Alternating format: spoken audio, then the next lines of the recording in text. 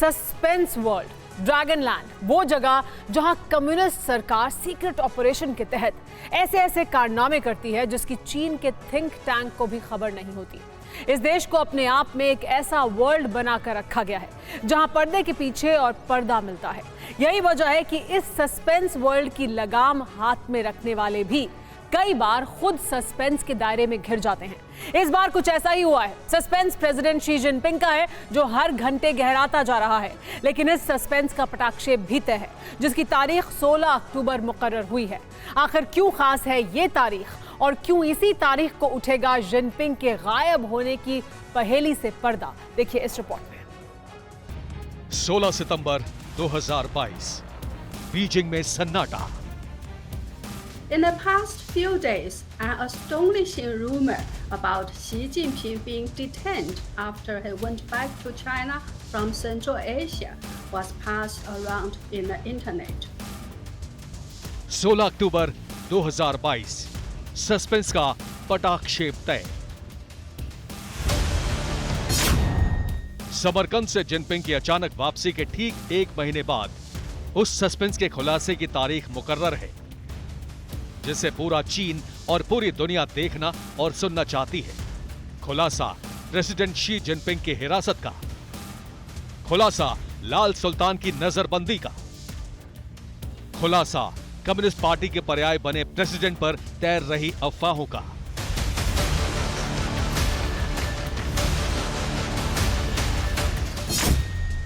लेकिन इस खुलासे के लिए अभी कुछ और दिनों का इंतजार करना होगा और तब तक इन अफवाहों के बाजार से ही तथ्यों को चुनना होगा। TV9 भारतवर्ष ने भी अफवाह और हालात की बुनियाद पर सच के करीब दिख रहे तथ्यों को चुनने की कोशिश की, जिससे दो चीजें पूरी तरह साफ हो गई। पहली ये कि बीजिंग में कुछ तो ऐसा हुआ है जो कम्युनिस्ट पार्टी और सेना में जिनपिंग के खिलाफ है। इसके अलावा दूसरी बात यह भी साफ हो गई कि 16 अक्टूबर 2022 की तारीख चीन और दुनिया को इस सदी की एक चौंकाने वाली खबर देगी। तो क्या प्रेसिडेंट जिनपिंग पर उड़ी अफवाह सही है? क्या प्रेसिडेंट जिनपिंग को नजरबंद किया गया है? क्या प्रेसिडेंट जिनपिंग का तख्ता पलट हो चुका है? और क्या चीन में सीक्रेट प्रेसिडेंट की नियुक्ति हो गई है?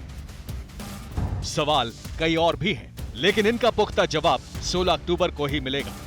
हालांकि इन सभी सवालों की पृष्ठभूमि में वही खबर है जिसे अब तक अफवाह बताया जा रहा है, लेकिन बीजिंग से जुटाई गई कुछ जानकारियां ऐसी भी हैं जिसने बीजिंग के सस्पेंस को अफवाह के दायरे से बाहर निकालकर बेहद खुफिया खबर के रूप में पेश किया है। और इस खबर का सोर्स है चीन से जुड़े कई अहम खुलासे में विसल ब्लोअर रही एक्टिविस्ट जेनिफर जेंग। ये वही जेनिफर जेंग है जिन्होंने 22 सितंबर को बीजिंग की तरफ बढ़ते 80 किलोमीटर के सैन्य काफिले का वीडियो पोस्ट किया था। ये वही जेनिफर जेंग है जिन्होंने 16 सितंबर की अफवाह वाली घटना को विस्तार दिया है और अब वो खुद TV9 भारतवर्ष पर इस विस्तार का विश्लेषण दे रही हैं। How reliable is this information? And since Xi Jinping is not seen for last almost 10 days, what do you think is happening in China? I think so far, like the most we can say about this, it is a speculation or a rumor. When I first tweet about this, I use the word rumor. I think there is no very strong evidence or other confirmation that we can get at this stage. And I think many people tend to believe it is because, I think many because of two facts. Like you said, Xi Jinping has been absent from any public events or public eyes, or there's no any photos or videos showing him anywhere since he returned to China on September 16th. That was almost 10 days ago.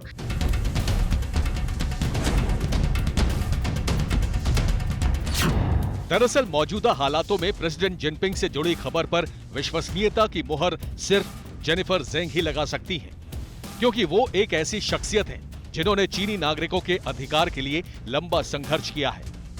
हालांकि अब वो America में बस गई हैं, लेकिन उनके source Beijing के प्रेसिडेंशियल पैलेस तक माने जाते हैं। यही वजह है कि अगर शी जिनपिंग पर अफवाह उड़ी है और जेनिफर जेंग उस अफवाह में दिलचस्पी ले रही हैं, तो इसका मतलब है कि अफवाह में कुछ तो सच्चाई है, जिसे उन्होंने अनुमान बताकर फिलहाल दावे से बचने की कोशिश की है। लेकिन 16 अक्टूबर को खुलासा सार्वजनिक रूप से होगा। अब सवाल यह है कि 16 अक्टूबर ही क्यों? तो आपको बता दें कि इस तारीख को सत्तारूढ़ सीसीपी का एक अधिवेशन होने जा रहा है। इस अधिवेशन में जिनपिंग के राजनीतिक भविष्य का फैसला होगा। अधिवेशन में ही जिनपिंग को आजीवन प्रेसिडेंट बने रहने की मंजूरी का प्रस्ताव लाया जाना है, या फिर इस अधिवेशन में ही उन्हें तीसरा कार्यकाल मिलने का रास्ता साफ होना है। लेकिन यही अधिवेशन अब तक अफवाह बनकर तैर रही खबर की पुष्टि भी करेगा। यानी इस अधिवेशन में अगर शी जिनपिंग शामिल होते हैं तो अब तक के सस्पेंस को सिर्फ अफवाह ही करार दिया जाएगा, और अगर उन्हें तीसरा कार्यकाल नहीं मिलता है तो इस अफवाह में कुछ सच्चाई आंकी जाएगी। लेकिन जिनपिंग अगर इस अधिवेशन में शामिल ही नहीं होते हैं तो इस अफवाह के पूरी तरह से सच होने की पुष्टि हो जाएगी। And also another fact is yesterday the Xinhua released the names of all the delegates that will be attending the CCP's 20th National Congress on October 16th, and Xi Jinping's name was on that list. It shows that he will in the meeting. So according to Xinhua's report yesterday.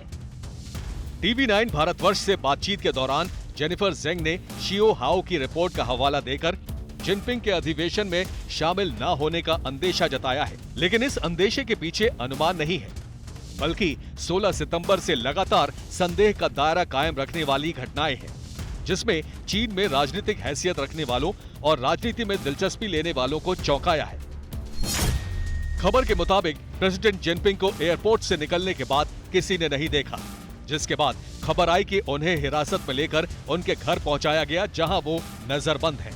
खबर में ये दावा भी हुआ कि CCP ने उन्हें मिले सभी विशेष अधिकार खत्म कर दिए हैं। वहीं सीसीपी में जिनपिंग का विरोधी गुट अब सत्ता और सेना पर हावी हो गया है। लेकिन जिनपिंग गुट की बगावत की आशंका के कारण अभी तक तख्ता पलट की पुष्टि नहीं की गई है।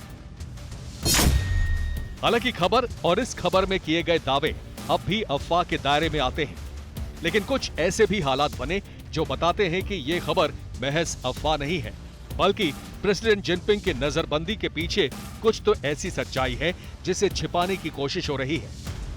A large number of flights were cancelled recently in China.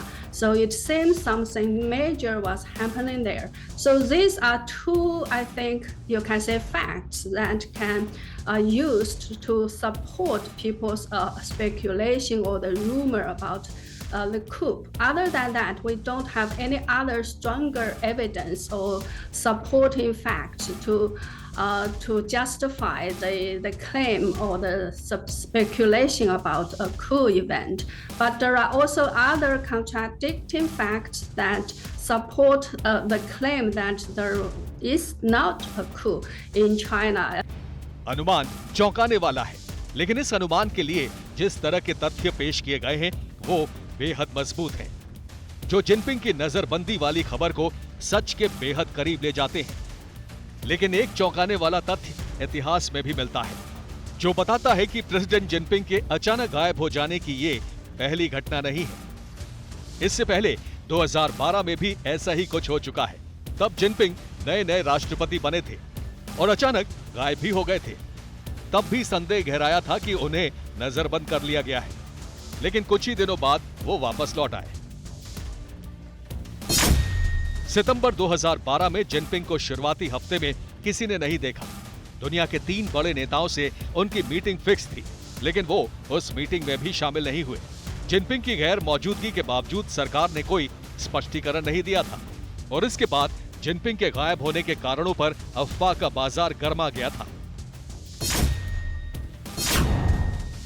ठीक मौजूदा दौर की तरह तब भी प्रेसिडेंट जिनपिंग के अचानक गायब होने की वजह तलाशी जा रही थी, जिसमें पूर्व प्रेसिडेंट और प्रधानमंत्री की भूमिका तक संदिग्ध मान ली गई थी।